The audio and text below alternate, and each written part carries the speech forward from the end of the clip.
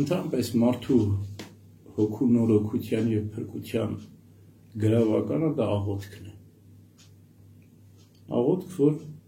խոհեմ պետք է լինի, հավասարակշռված լինի։ Ուստի շատ կարևոր է աղոթքի հավասարակշռության մասին, խոհեմության մասին խոսել։ Ամենամեծ արվեստը աղոթքն է բոլոր մասնագիտությունների, բոլոր արվեստների, բոլոր աշխատանքների աշխատանքը վերին նպատակը աղոթքն է։ Ինչու է այդպես։ Որտեվ ի սկզբանե Աստված հրեշտակը երբ որ ստեղծեց եւ մարդուն էլ որ ստեղծեց, ուրիշ անելիք չկար, եթե ոչ աղոթել, այսինքն ճանաչել Արարչին, զրուցել նրա հետ, գտնվել Աստծո ներկայության մեջ, վայելել Աստվածային։ Աստված մարդուն չէր ստեղծել, որ շենքեր կառուցի, որ հող մշակի իրականում։ Պատվիրել էր, որ մշակի եւ պահպանի պարտեզը։ Այսինքն ամեն ինչ ձրիաբար տրված էր մարդուն եւ մարդու իրական առաքելությունը նպատակը Տիրոջը հնազանդվելը եւ Տիրոջի հետ զրուցելը, գտնվել Աստծո ներկայության մեջ։ Աստորեն ամենահեշտ թվացող բանը, ամենադժվարը եղավ եւ Ադամը չկարողացավ պահել այդ պատվիրանը ու վտարվեց դրախտից։ Աղոթելու պատվիրանը չկարողացավ, Տիրոջը հնազանդվելու, Աստծո կամքի ներքո գտնվելու պատվիրանը չպահեց ու վտարվեց։ Եվ կարծես նույն պատմությունը այսօր յուրաքանչյուր մարդու հետ է կատարվում, իրական խոհեմ աղոթք դժվար է գտնել մարդկանց մեջ, իրական խոհեմ աղոթք։ Ինչու՞։ Աղոթքը նշանակում է կենթանի շփում Աստծո հետ, կենթանի շփում Աստծո հետ։ Իսկ Աստված ամենակարող է եւ ամենազոր է։ Եվ եթե մենք կենթանի շփման մեջ ենք Աստծո հետ, ապա անմիջապես նորոգվում ենք, անմիջապես։ Բայց ինչու չենք նորոգվում։ Աղոթում ենք, բայց չենք նորոգվում։ Ինչու կենթանի շփում Աստծո հետ մեզ չի ստացվում։ Որտեղ եթե ստացվի, ապա մենք հոգեպես գոնե խաղաղ, ուրախ ու երջանիկ կլինենք, ֆիզիկական տկարություններն էլ կհավասարակշռեն այդ հոգևոր ուրախությունը։ Ֆիզիկական տկարություններն ու մարմնավոր հիվանդությունները դրանք վտանգավոր չեն։ Իսկ հոգևոր ուրախությունը պարտադիր է, անհրաժեշտ է։ Մենք հոգով չպետք է տանջվենք։ Մարմնով հնարավոր է չարչարվենք, բայց ոչ հոգով տանջվենք։ Ուստի շատ անգամ ասում են Քրիստոսի չարչարանքները եւ չենք սիրում ասել Քրիստոսի տանջանքները, որտեղ Քրիստոս հոգով չտանջվեց, մարմնով չարչարվեց։ Մենք ճիշտ է, այդպես էլ մենք պարտավոր ենք սովորել աղոթքի գեղեցկությունը, հավասարակշռությունը, որպես կարողանանք պահպանել այն, որպեսզի կարողանանք ձեռք բերել կենթանի շփումն Աստծո հետ, որտեղ կենթանի շփումը, կենթանի Աստծո հետ մեր հոգին կկենթանացնի։ Աղոթքի նախապայման է խոհեմությունը, այսինքն վստահությունը Տիրոջ հանդեպ, ճիշտ ընկալումը աղոթքի, ճիշտ ուղղվածությունը աղոթքի։ Երբ որ մենք աղոթում ենք, պետք է վստահ լինենք, որ Տերը լսում է մեզ, Աստված մեզ լսում է, եւ Աստված ներկա է ամեն ուրեք։ Եվ եթե մենք հավատում ենք ու վստահում ենք, որ Աստված լսում է մեզ, ուրեմն մենք ապահով իրավիճակում ենք, արդեն իսկ ապահով իրավիճակում ենք։ Կարևոր չէ մենք մեր աղոթքի պատասխաններ լսել ենք կամ դրանք իրականացել են, թե չեն իրականացել, հեչ կարևոր չի։ Կարևորը, որ մենք վայելենք այդ աղոթքի ներկայություն, բայց ցավոք սրտի մենք շատ անգամ հենց աղոթքի սկզբից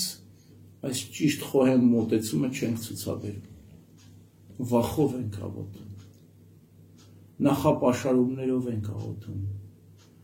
արդենից վախեցած սկսում ենք մեր աղոթքը։ Ինչից ենք վախենում։ Տարբեր բաներից։ տարբեր մարդիկ տարբեր նախապաշարումներ ու տարբեր վախեր ունեն։ Հիմնականը մարդու վախի արդյունքը հիշողությունն է։ Երբ որ աղոթքի ենք կանգնում, կարծես մենք մեր եսը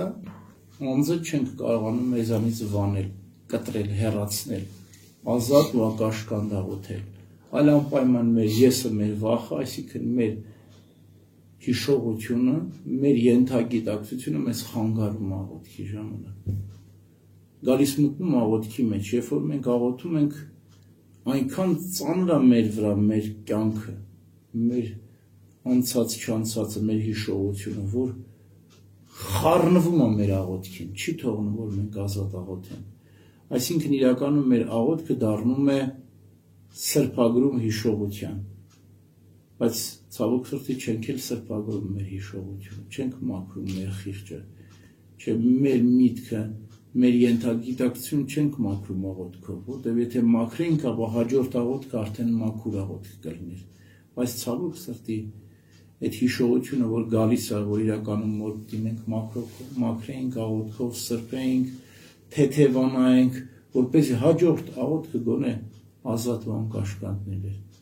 եւ անընդհատ, անընդմեջ եւ երկար ժամանակ, միգուցե միշտ մեր հիշողությունը մեզ խանգարում։ Մենք չենք հաշտվում մեր անցած կյանքի դեպքերի իրադարձությունների հետ։ Մեր հանդեպ կատարած վիրավորանքների եւ մեր ուրիշների հանդեպ կատարած սխալների ու մեղքերի։ Մարդը երկու տեսակ է՝ ինքը եւ աշխարհը։ Ինք աշխարհի հանդեպ հարաբերությունը եւ աշխարհը իր հանդեպ հարաբերությունը։ Այս երկու հարաբերությունների մեջ մենք շատ թերանում ենք եւ ունենք ահռելի մի բեռ մեր հոգու վրա կուտակված։ Եվ այդ բեռը դառնում է աղոթքի խանգար ու հանգամանք։ Չենք կարողանում ազատ ու անկաշկանդ աղոթել։ Եվ չենք էլ կարողանում աղոթքով բեռը թեթևացնել։ Ինչու, որտեղ մենք կարծրացած նախապաշարումներ ունենք, կարծրացած վախեր ունենք, ծանր հիշողություններ ունենք, թողենք, թոթափենք այդ բոլորը։ Եվ երկրորդ, հնարավոր է մարդը երիտասարդ լինի, նոր կյանք մտած լինի, իրականում այդ հիշողությունները, ծանր բեռները կամ կյանքի դեպքերի իրադարձությունները դեռևս չեն կուտակվել նրա վրա, բայց միտքը անփորձ է, մտքից է կաղում, մտքի միջոցով մտավոր աշխարհի այդ անորոշության արդյունքում առաջանում են վախեր երիտասարդների, երեխաների մոտ, ավելի շատ դեռատիների մոտ, այսինքն 15-17 տարեկանն անցած հասունացած երեխաների մոտ, արդեն չափահասների մոտ, փոքրերի մոտ այդքան վտանգավոր չեն այդ վախերը, հեշտ են հաղթահարվում, բայց արդեն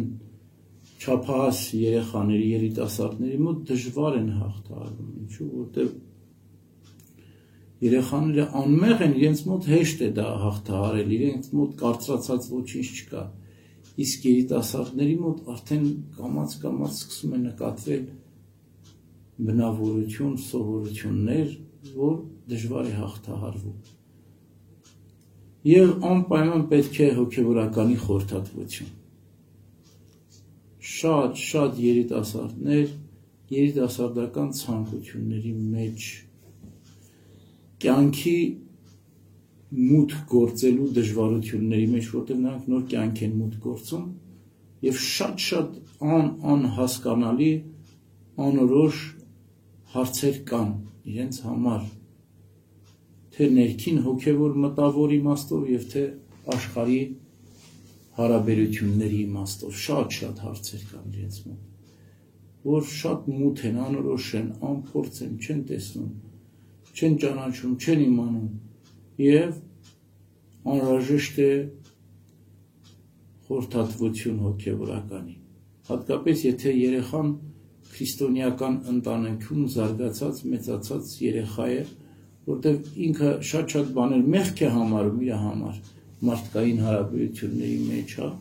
հատկապես իր տարեկից երիտասարդների հետ շփման ժամանակ շատ բաներ իր համար մեղք է համարում, հա,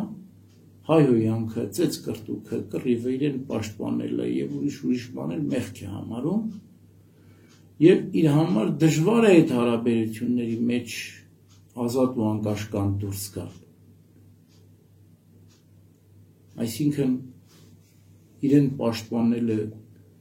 ուրիշի դեմ կանգնելը մեղք է թե մեղք չի։ Եվ ինչպես պաշտպանի, եթե դիմացինը հայհոյանքով է իր հետ խոսում։ Հայհոյանքով պատասխանի, կամ եթե իրեն խփում է, ինքը խփի իրեն, թե չէ։ Ինչպես պաշտպանի իրեն, հա։ Եվ այսպես ակամայից վախը,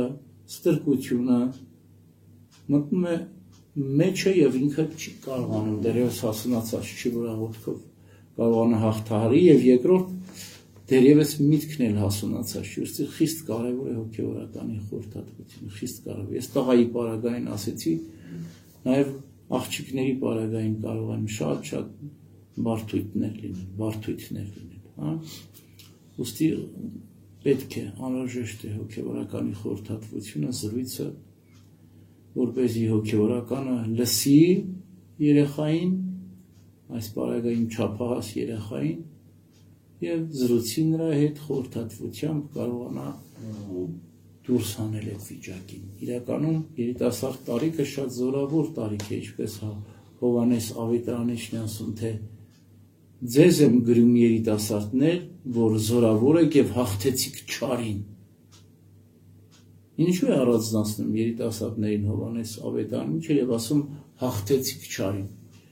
Ինչու, որտեղ այդ տարիքը ջերմեռանդ տարիք է։ Ինչ էլ որ նախաձեռնում է, ջերմեռանդություն կա, ուժ կա, կարողություն կա։ Բայց ցավոք սրտի մեր երիտասարդները իրենց այդ երիտասարդական ուժն ու կորովը գործադրում են ոչ թե բարի գործերի, ոչ թե առաքինությունների, ոչ թե աղոթքի մեջ,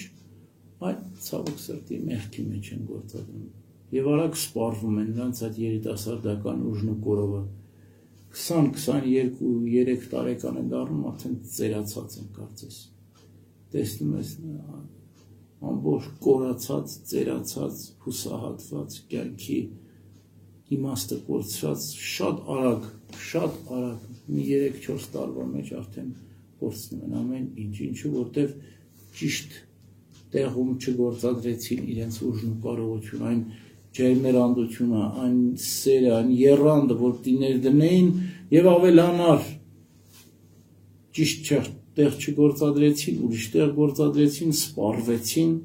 ու կորցրեցին այդ եռանդն ու ջերմեռանդությունը, մեղքի մեջ ուղղակի կորցրեցին, վերացավ։ Ուստի աղոթքի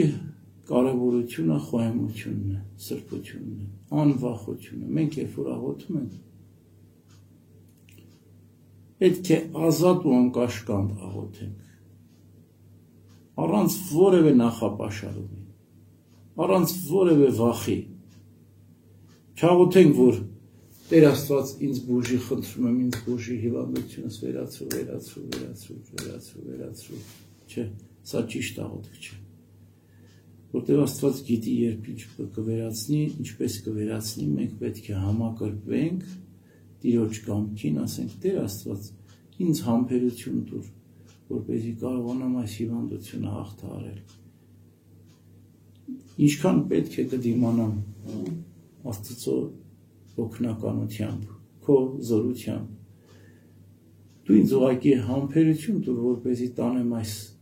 ապաշխարությունը, հիվանդությունը եւ փառք տամ Տիրոջ ամեն ինչի մեջ։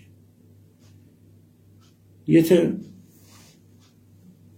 մենք ինչ-որ նպատակ ունենք, որ մարմնավոր աշխարհիկ նպատակ է, որ մեզ համար խիստ կարևոր է եւ մենք անընդհատ աղոթում ենք, Տեր Աստված, այս գործը թող հաջողվի, գործերիս հաջողություն ունի, կարծես հիվանդագին աղոթք է դառնում, իրական աղոթք չի։ Եվ եթե անգամ հաջողվի էլ այդ գործը կամ հիվանդությունն էլ վերանա, այդ տեսակ աղոթքը օգտակար չի եւ մեր նպատակին հասնելն անգամ օգտակար չի լինում։ եթե հիվանդությունը վերանում է, բժշկվում ենք, առողջանում ենք, եւ եթե հաջողությունն մեր գործերի հաջողությանն ենք հասնում, ապա դա մեզ հոգևոր շահ չի տալիս, օգուտ չի տալիս, որտեղ մենք հիվանդակին կերպով մոտեցանք երևույթին։ Մենք պետք է ազատ ու անկաշկանդ աղոթենք, մեր առողջությունը, գործերի հաջողությունը հանձնենք Տիրոջը։ Ինչ էլ որ կա այս աշխարհում, այս կյանքում, հանձնենք Տիրոջը, եւ Աստված ինքը գիտի ինչպես կտնօրինի, եւ մենք խոնարհաբար պետք է տանենք այդ բոլոր ինչ որ Աստված մեզ տվեց եւ հաղթահարենք։ Եվ երրորդ, մտավոր պատերազմի մեջ մարդու մտքի մեջ տարբեր տեսակի խորհուրդներ են գալիս, զգացումներ, ապրումներ են գալիս։ Եթե մենք ուզում ենք, որ մեր միտքը մաքուր լինի, ապա մեր զգայարանները պետք է մաքուր լինեն, մեր աչքերը պետք է մաքուր լինեն, ականջները մաքուր լինեն, սիրտը ամենակարևորը մաքուր լինի։ Դրսից մուտք գործող ամեն տեսակի թշնամիներին, աչքերի, ականջների, ձեռքերի, ոտքերի, շրթունքների, ռունգների, բերանի, շոշափելիքի միջոցով փակենք, թույլ չտանք, որ որևէ մեկը մուտք գործի մեր մեջ, որպեսզի մեր միտքը չպղտորվի։ Ինչպես ջուրը, եթե օտար կեղտոտ մուտք չունի, ապա մաքուր է մնում։ Իսկ եթե կեղտոտ պղտոր ջրերը մտնում են լճի մեջ, ապա պղտորում է։ Ճիշտ է այդպես էլ, եթե ուզում ենք մեր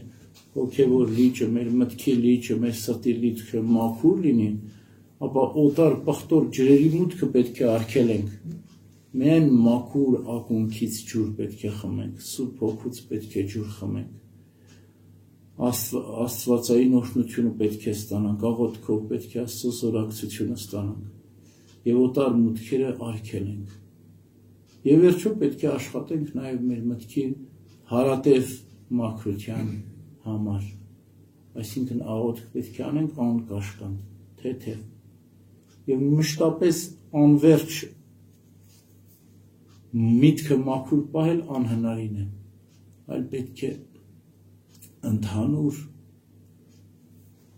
հարաբերական խաղաղություն պահպանել եւ մտքի մաքրությունը ինքն ինքնին կապահովի, այսինքն երբ որ սիրտդ հոգիդ խաղաղ է, հանգիստ է, միտքը ձգտում է դեպի խաղաղություն, բայց երբ որ հոգիդ վրդովված է, միտքդ անգամ մաքուր է լինի, չի կարողանում խաղաղ լինել, դե վերջո ալեկոծվում է միտքդ էլ, եթե հոգիդ սիրտդ խաղաղ չէ։ Ուստի այս մտքի եւ հոգու հարաբերությունը պետք է առողջ ու առույգ լինի։ Մտքի մաքրությունը պետք է օգնի հոգու խաղաղության եւ հոգու խաղաղությունը պետք է ապահովի մտքի մաքրություն։ Միշտ պետք է հոգին ու միտքը իրար հետ համագործակցեն։ Եվ այդպես կկարողանանք մենք մեր ընդհանուր խաղաղությունը պահպանել։ Կատարյալ խաղաղություն եւ անվրդովություն այս աշխարհում, չգիտեմ, մեկ էլ անապատականներն ունեին, անապատում աշխարհում ապրող մարդուն դժվար է ամբողջովին խաղաղություն ձեռք բերել, բայց հարաբերական խաղաղություն, կայունություն պարտավոր ենք ձեռք բերել, այլապես չենք կարող այս աշխարհում երջանիկ լինել, օրհնություն ստանալ Տիրոջից, որտեղ այդ ներքին անխաղաղ վիճակը չի կարող մեր երջանկություն պարգևել։ Եվ ամեն ինչի հիմքը աղոթքն է։ Ըստի պետք է մենք սովորենք եւ կատարենք առողջ, խոհեմ եւ անկաշկանդ, ազատ աղոթք։ Եվ այդ աղոթքը մեզ կազատագրի մտավոր, հոգևոր, ամեն տեսակի պատերազմներից եւ կարգելափակի զգայարանների միջոցով չար տեսարանների, չար ինֆորմացիայի, չար ընկալումների մուտք։ Ամեն։ Ուստի հորդորում ենք միշտ խոհեմ ու ազատ անկաշկանդ